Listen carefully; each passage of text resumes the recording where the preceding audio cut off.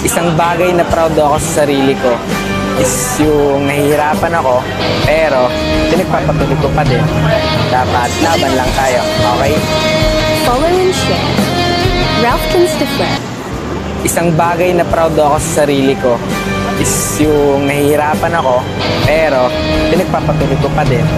Dapat laban lang tayo, okay? Follow and share. Ralph Kinstefred.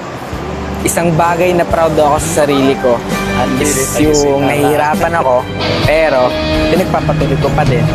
Dapat laban lang tayo, okay? Follow and share. Ralph Kinstefred. Isang bagay na proud ako sa sarili ko is yung nahihirapan ako, pero pinagpapatuloy ko pa din. Dapat laban lang tayo, okay? Follow and share. Ralph Kinstefred.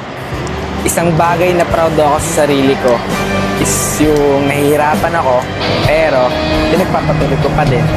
Dapat laban lang tayo, okay? Follow and share.